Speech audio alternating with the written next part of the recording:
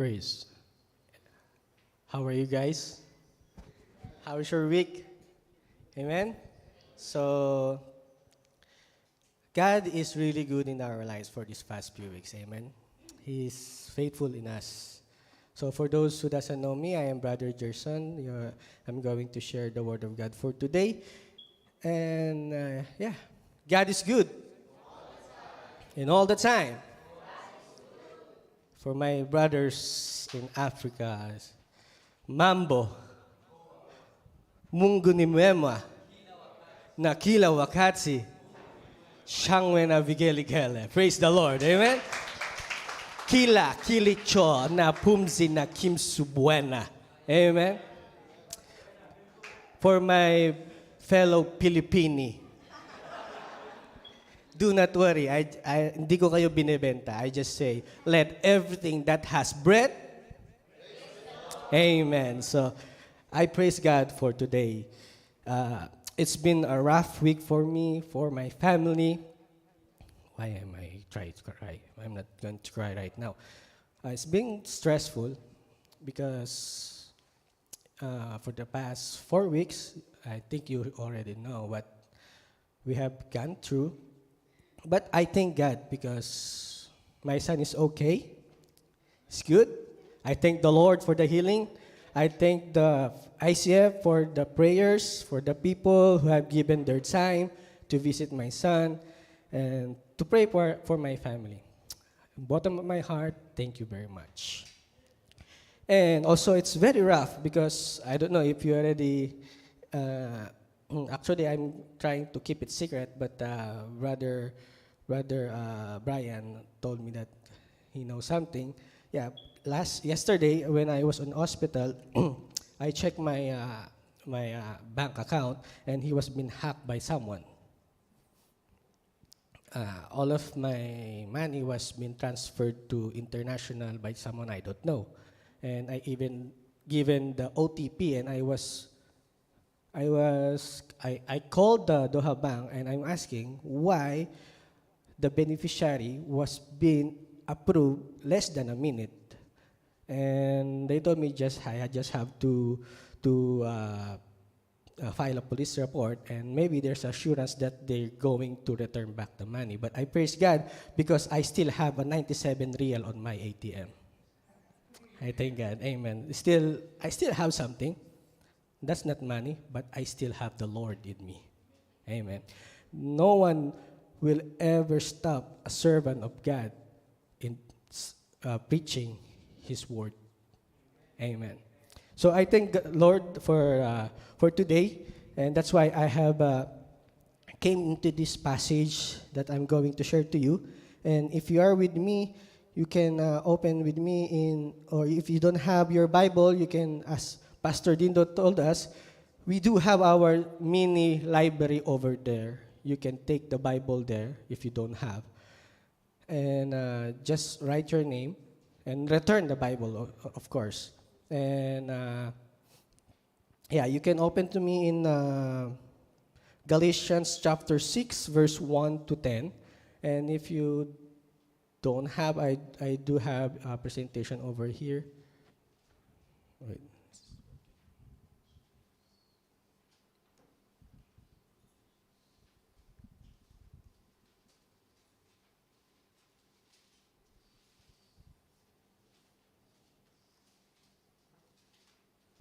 Amen. So I'm going to read to you in verse 1. Dear brothers and sisters, if another believer is overcome by some sin, you who are godly should gently and humbly help that person back into the right path. And be careful not to fall into the same temptation yourself. Share each other's burdens, and in this way, obey the law of Christ. If you think you are too important to help someone, you are only fooling yourself. You are not that important. Pay carefully attention to your own work, for then you will get the satisfaction of job well done, and you won't need to compare yourself to anyone else. Verse 5, for we are each responsible for our own conduct, Those who are taught the word of God should provide for their teachers, sharing all good things with them. Don't mislead. You cannot mock the justice of God. You will always harvest what you plant. Verse 8, those who live only to satisfy their own sinful nature will harvest decay and death from the sinful nature. But those who live to please the Spirit will harvest everlasting life from the Spirit. So let's not get tired of doing what is good. At just the right time, we will reap a harvest of blessing if we don't give up. Verse 10, therefore, whenever we have the opportunity, we should do good to everyone, especially to those in the family of faith. Blessing the reading of His word. Lord, thank you, Father, for this day, O Lord God, that you have given to us, O Lord God. Lord, I pray, O Lord, whatever that we don't know today, O Lord God, give us the wisdom, O Lord. And whatever that we need, O Lord God, provide it to us, O Lord God. Lord, reveal to us what do you want us to learn, O Lord God. Encourage us, O Lord God, by your words, O Lord God. Touch the hearts and the mind of your people for today, O Lord God. And we pray, O Lord God, that what we will hear for today, O Lord God, will not just hear it, O Lord God, but do what it says, O Lord. Thank you, O Lord, for today, O Lord God. In the name of our Lord, Savior, Jesus Christ, O Lord, we proclaim victory to this service for today, O Lord God. In Jesus' mighty name we pray. Amen. So, of course, I have been in this passage because I told you a while ago that in the family of faith, I proclaim that ICF has been good to us. And that's why I came in this passage. And if in our life, have you ever noticed in how people indifferently respond when someone needs help? For example, someone falls to the ground. One person will rush to help that person. Other person will take their phone, but not to call help, but to take a video. Some will just pass by and say, that's not my problem. Or other people will say, they got what they deserve. Or another scenario, you have a friend, a long-time friend, you don't have any communication, and then he just suddenly message you, how are you, my brother and sisters? You're just trying to respond, but suddenly another message pop out saying, can I borrow some money? I need help. Then you try to pray, Lord, is this your voice? Do I need to help these people? Or is it just another borrower? And the most problematic thing is that after you have helped that person, he or she disappear. And then he will going to contact you again when he needs another favor. But inside of our hearts, we will say, this person doesn't deserve to help. He is not grateful, right? But the thing is, this is what our flesh thinks. This is our flesh thinks. Why? Our flesh always thinks that somebody doesn't deserve help. And the thing that what we have read is that when our brothers and our sisters fall into sin, our first reaction is not restoration, but it's criticism. Sometimes it's avoidance. Like you know someone, for example, I give you my example. You know that I don't someone took my money, and you think that I'm going to borrow you. Rather than you're going to talk to me, you're going to avoid me. Because you know that you also doesn't have.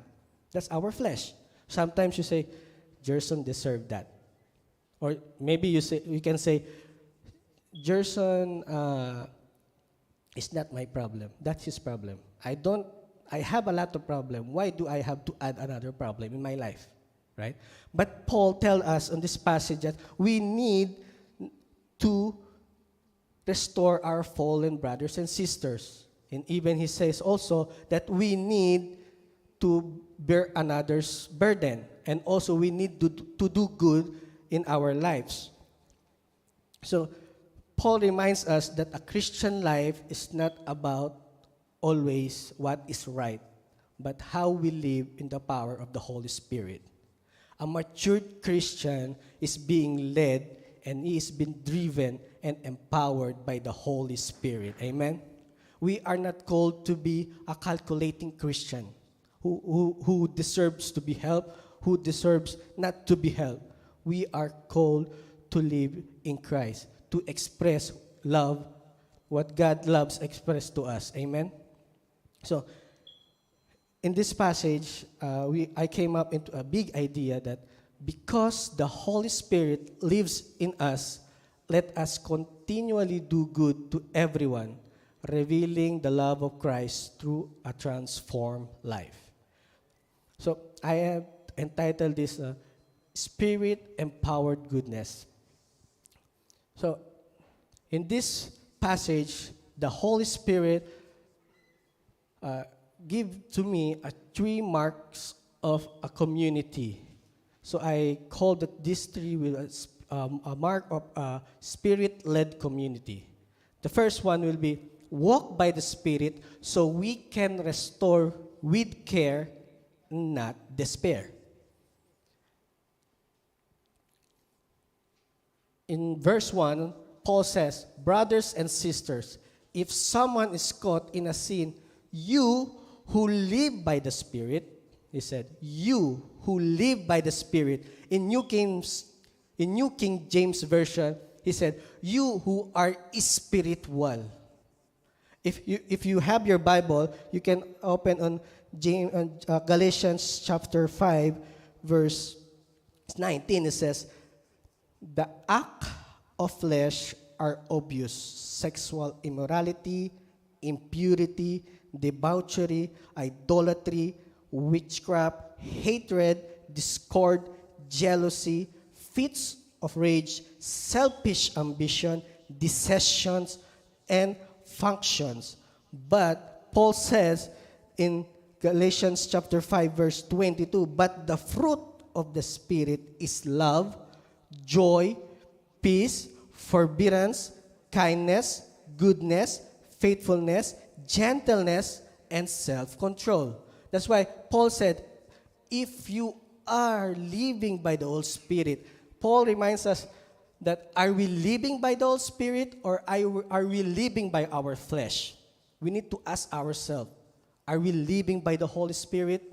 And then he also continued, if someone is caught in a sin, you who live by the Spirit should. He said should. What the meaning of should? It means that you have to. It means that you need to. He meant that it is required for a person who is living in the Holy Spirit, what? To restore that person gently. Paul said, if you are living by the Holy Spirit, you need to restore that person gently. He didn't say, if you are living in your own life, or if you are a pastor. He didn't say that. Or if you are a leader, or if you are a member of music team. No, he didn't say that. He said, if you are living by Holy Spirit, it means to everyone who lives by the Holy Spirit. And just like I have read to you, what is the living in the Holy Spirit? It is the fruit of the Holy Spirit is love, gentleness, and self-control. Amen? So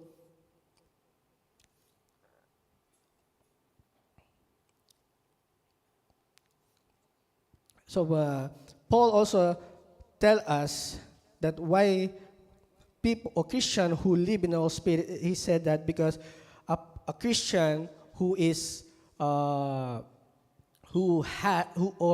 Christian who is producing the Spirit of God or the fruit of Spirit has the capacity or a proper character to restore and correct his brothers and sisters who have fallen into sin. So for us, if we have fallen into sin, and we know that, especially our pastors, if they have corrected us, or if they have restored us, we need to accept it with love. Because we know that their heart is not from themselves, it is for everyone. They are this life that they're living, this is their life right now. Our pastor life is to share the word of God. Amen. So even Paul said that a restoration, the goal of restoration is always healing and not punishment. Amen. So even in after,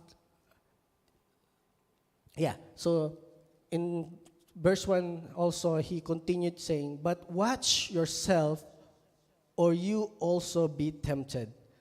Considering yourself less, you also be tempted. Paul reminds us two important things in this passage. Number one is be careful of your spiritual pride. So Paul warns the believers that we need to remain humble as we restore our brothers and sisters. So if someone fall into sin, it is not because of us. It is because of the power of the Holy Spirit living in us. We are nothing before God.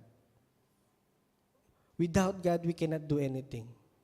Because Paul warns us that even if we have that position in the church, we need to always be humble. Whenever we are correcting or whenever we restore our brothers and sisters. The second one is be aware of our own weakness. Not because you are already living in the, or you have the fruit of the Holy Spirit, but it doesn't mean that you are immune to the temptation.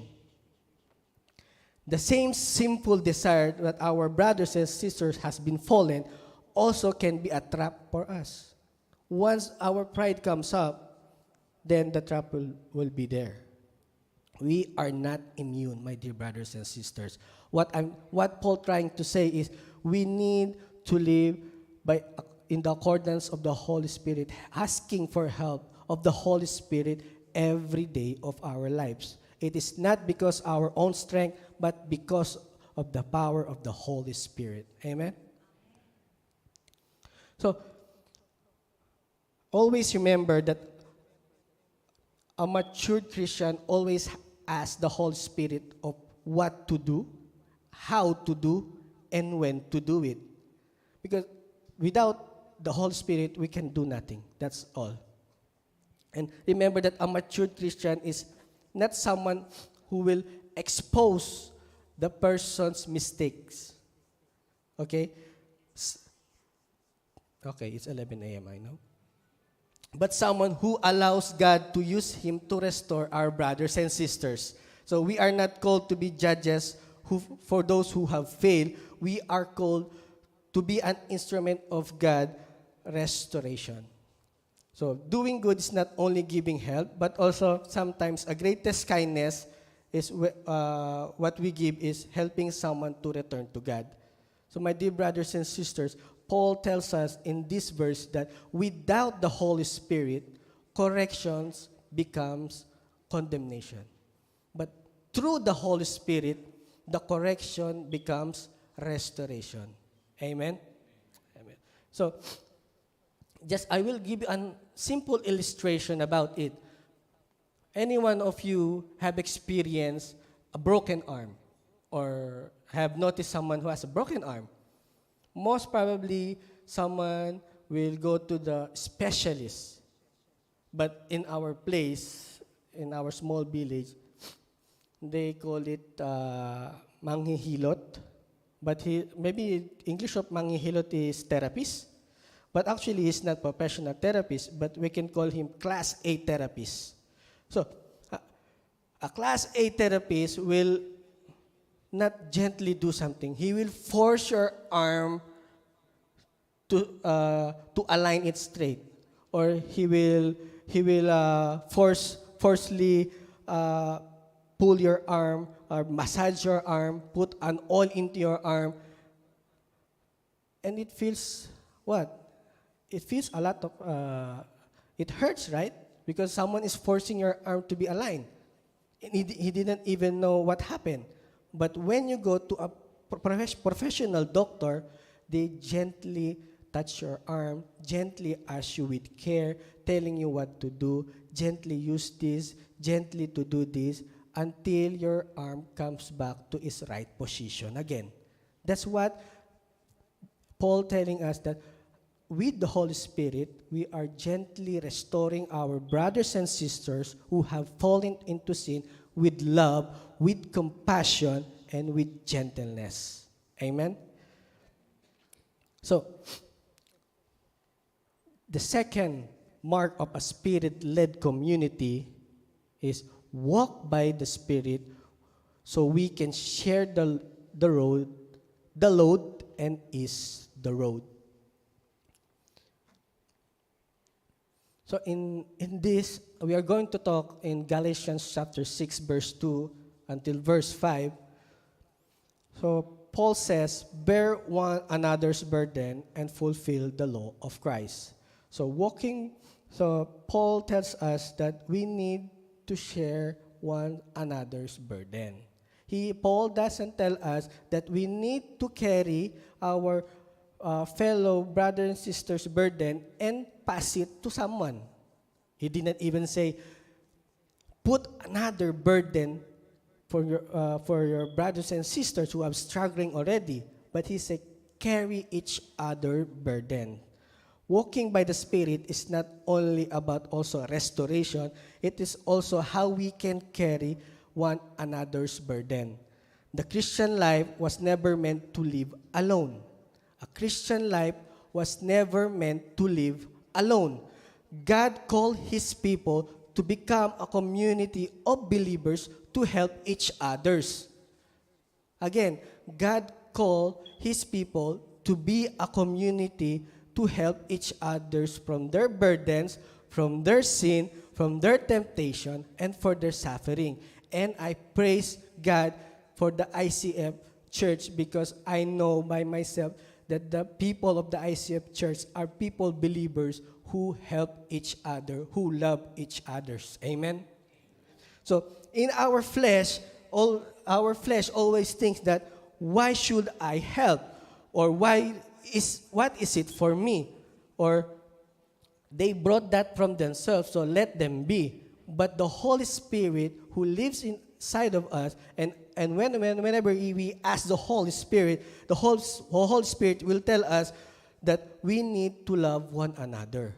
We need to serve one another. And also, we need to carry one another's burden. That's what the Holy Spirit tells us. The Holy Spirit is not condemning us, but He is helping us to restore our brothers and sisters. The Holy Spirit help us in every way of our lives. Amen. So, also as we continue, Paul said, in this way you will fulfill the law of Christ. Paul is not talking about the law of Moses. Okay, he is talking about the law of Christ, or the command of Jesus Christ. In John 13:34, he said, a new command I give you, love one another as I loved you. You must love one another. Because of the Holy Spirit living in us, there is love, there is compassion, there's care. And the Holy Spirit helps us how to love our brothers and sisters, because that's how God loves us. And God is teaching us that we need to have a heart like God. God have a heart that is compassionate. God is fair for everyone. He loves us equally. You are African, you are Filipino, or whatsoever. God loves us equally. So God wants us to love one another equally. Amen. So, but the thing is, unfortunately, some are being led by the flesh. And one of these is some other claim Christians engage into gossip or what you call chismis. Wala naman chismosa po dito, di ba? Wala naman. Alam ko naman yan. So, some others, just I said, why they're gossiping? Because they are looking for somebody's sympathy. They are creating divisions in the church. Like, Brother Gerson is like this. Brother Gerson is like that. Don't be aware of that person. He's like this. You need to be aware. A Christian who is living by the Holy Spirit will never gossip some of his brothers and sisters. Whatever is in our hearts, that will also comes from our mouth. If in your heart is full of compassion and love, your words will reveal encouragement to everybody. But if your word is full of anger, your word is full of jealousy, your word is full of your selfishness. So we need to check our hearts. One of the most marks or significance of a Christian or a spiritual matured Christian is how he can examine his heart in the presence of God. Whenever we examine our hearts, we can see how sinful we are, how small we are before God. We need to remember how God loves us, and God wants us to have a heart just like His. And others also using, in this generation, they are using the social media platform, Facebook, of what? To use in unhealthy ways. How? By posting something, indirectly attacking his brothers and sisters. That's the truth. But whenever they see something that is attacking them, they will never post it.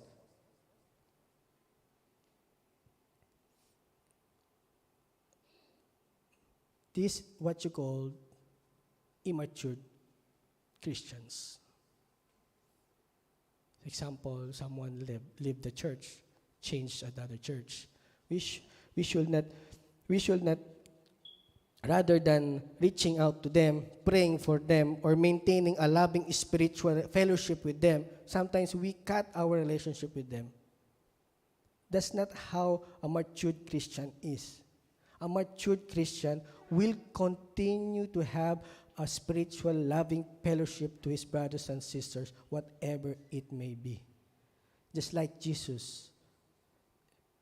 What happened to him in the cross? What happened to him? He showed us how loving he is, how compassionate he is. Even though we are sinners, Christ died for us, for the salvation of our sins. It is free. All we need to do is to accept Jesus as our Lord and Savior of our lives. And then and He will give us the Holy Spirit who will help us every day of our lives. God grace, we need God grace in our life. Amen? So, my brothers and sisters, what if you have sinned to your brothers and sisters right now, it is time for you to ask forgiveness.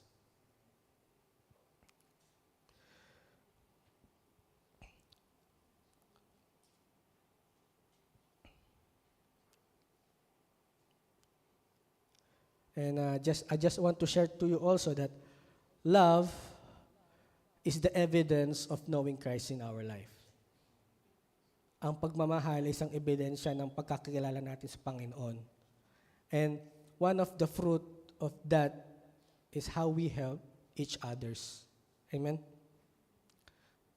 So, even in Galatians 5:13-15, Paul said, "You, my brothers and sisters, we are called to be free. Because of Jesus Christ, we are set free. But do not use your freedom to indulge in your flesh. Serve one another humbly in love." He says, serve one another humbly in love. That's with humility. And then, For the entire law is fulfilled in keeping this one command. Love your neighbor as yourself. If you love yourself, you need to love your neighbor. Love one another. It's as simple as that. We just need the Holy Spirit to teach us how to love one another. So, even Paul also, just like what I have shared to you, like gossiping, indirectly attacking our brothers and sisters, this is the warning of Paul. If you bite and devour each other, watch out, or you will be destroyed by each other. Stop this immature spiritual doing. Let the Holy Spirit lead you. Let the Holy Spirit lead us. Let the Holy Spirit empowered us. Let the Holy Spirit driven us of love, of compassion, how we can restore. Always remember, without restoration, what everything that we do is always condemnation. Amen? So, also Paul says in verse 3 to 5, if we think we are... if anyone thinks they are something when they are not, they deceive themselves. Each one of you should test their own action. They can take the pride themselves alone without comparing themselves to someone else, for each one should carry their own load. So, Paul is trying to warn us, believers, with their pride. If we think we are spiritual superior, we are not. We're just deceiving ourselves. Just like I have mentioned to you, without the Holy Spirit, we are nothing. So sometimes people help only with recognition. Sometimes people only because they benefit from that someone. But Jesus displayed that we need to help each other. You see how Jesus healed the blind man. He will not gain anything from that. But he still healed everyone because that's what the heart of Jesus Christ. And the Spirit-led service is different also. For example, we serve because God served us. We love because God loves us first. In verse 5 also, he said, reminds us that each person will carry his own load before God. So this is not a contradiction in verse 2, because the verse 2 said, carry each other burdens. But the verse 5 says, for each one should carry their own load. So Paul reminds us that we need to carry people's burden, but without removing their own responsibility before God. Always remember that we are living accountability before God. We need to live with the power of the Holy Spirit. And one day, when face to face with God, we are called to be accountable to Him. So, are you still with me? Amen. Can I hear amen? Amen. Can everyone say hallelujah? Hallelujah. Can everyone say praise the Lord? Praise the Lord. Tap the person beside you and say, wake up. Wake up. The last topic is us again. Say, the last topic is us again. So, by the way, I will also share to you this illustration of redwood trees. So, this redwood trees is one of the most tallest trees in the world. So, most of us will think the root of these trees are rooted below the ground. But the problem,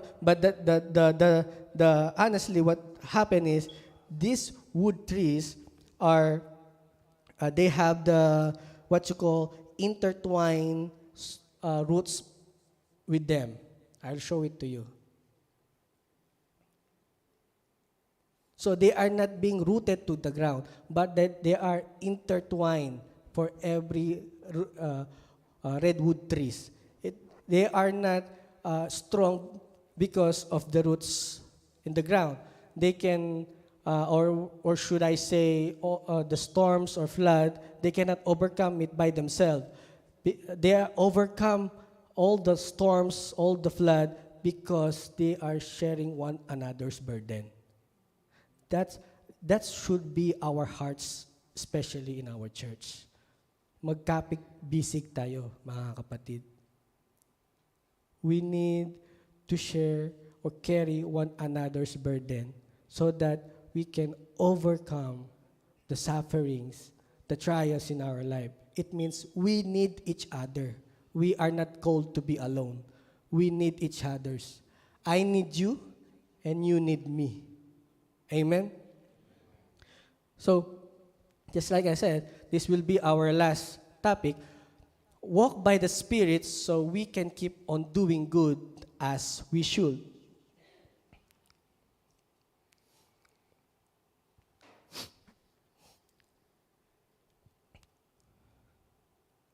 Paul concludes in this section by calling believers to persevere in doing good.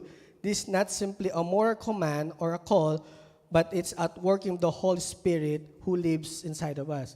What am I trying to say about this? Because Paul tells us to persevere in doing good. If you are doing good because of your flesh, what will happen? You will burn out. If you are doing good because of your own strength, you get tired. If you are doing good because you need something from that person, and then when that person doesn't give you what you want, you feel disappointed.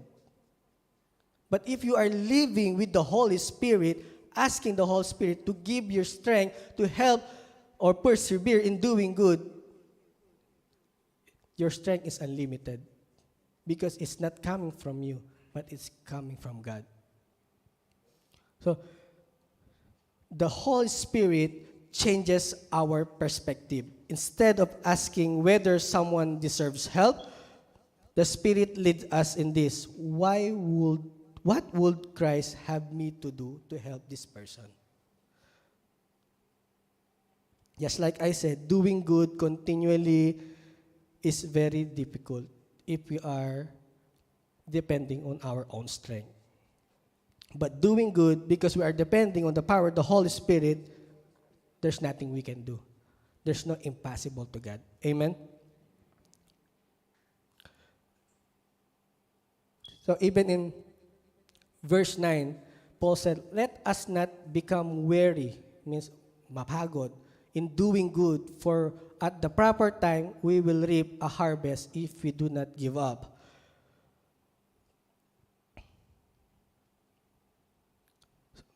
So the question is here, I have even questioned myself, how do we overcome weariness? We do it by shifting from human effort to spiritual effort. It means from our human flesh, we need to change it to the power of the Holy Spirit. So, in Galatians 5:25 also says, since we live by the Spirit, let us keep it step with the Spirit. Doing good is not a heavy burden, or we force ourselves to carry. It is a natural outworking and product of our transformed life because of Jesus Christ. When a believer is led by the Holy Spirit, he will reach a spiritual maturity. Like doing good is natural and unconditional. So, a man reaps what he sow.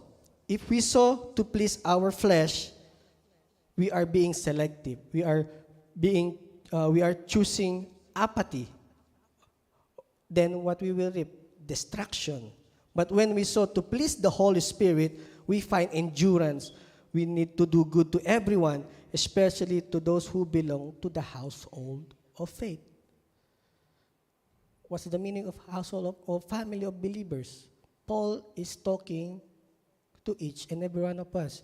We need to do good to everyone unconditionally and continually. Because that's how Christ wants us to do. To love one another, or love yourself, or love your brothers just like yourself. So, to give you a simple illustration, smartphone. Smartphone has applications. And power bank. Okay? So a smartphone have application like maps, flashlights, Google, anything that you need, calculator. But when the phone becomes out of battery, can you still use it? No. But what we need to do, we need a never-ending power bank, and that is the Holy Spirit. We need to connect to the Holy Spirit just like a cell phone to a power bank so that we can do good continually.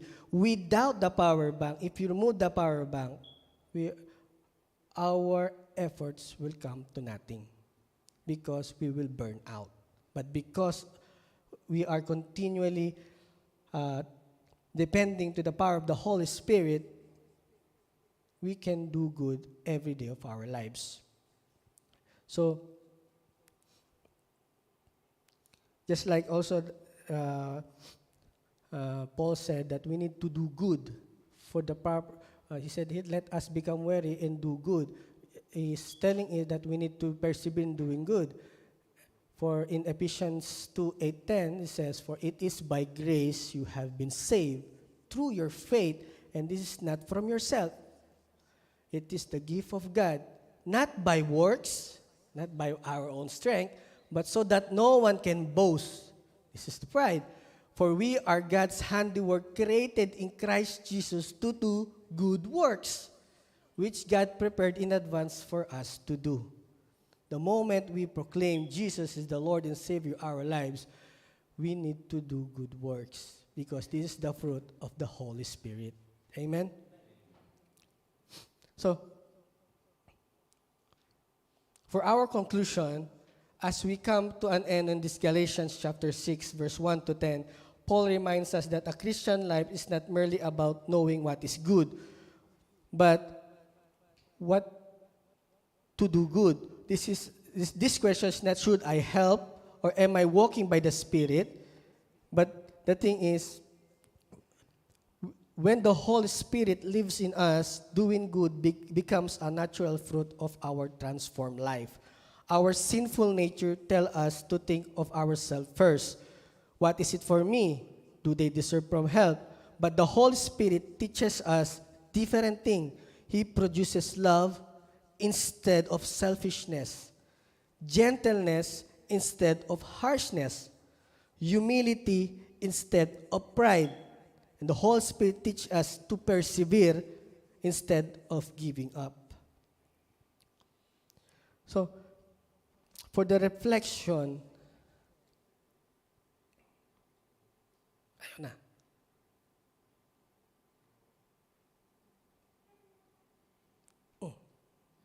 Wala. One more. Yeah, so one more. Am I helping people only when in its convenience, or am I doing good because the Holy Spirit is leading me? And ask yourself another. Am I serving to glorify Christ, or am I receiving recognition from people?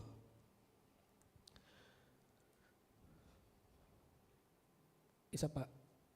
So my dear brothers and sisters, may we choose every day to walk by the Spirit so that through our lives, people will not only see our kindness, but also Christ living in us. Thank you, Lord. Thank you, Jesus, for today, O Lord God.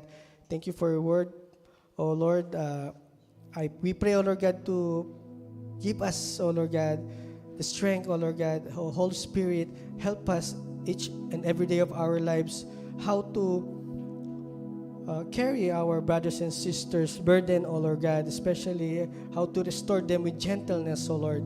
Just like the redwood trees, O Lord, we need each other, O Lord God. We are called to be a community, O Lord God, of believers to help each others. Just like a power bank, O Holy Spirit, we need you every day of our lives so that we can continually do good, not because of our own strength, but because of the power of your Holy Spirit living in us. Lord, thank you for today, O Lord God. Thank you for reminding us how to do good in our brothers and sisters, O Lord. Lord, without you, O Lord God, we are nothing, O Lord God. Help us, O Lord God. Teach us, O Lord. Give us the wisdom that we need every day, O Lord God. Thank you, O Lord God, for your words, O Lord God. Lord, we pray, O Lord God, that we glorify you in everything that we do, O Lord. In Jesus' name we pray. Amen.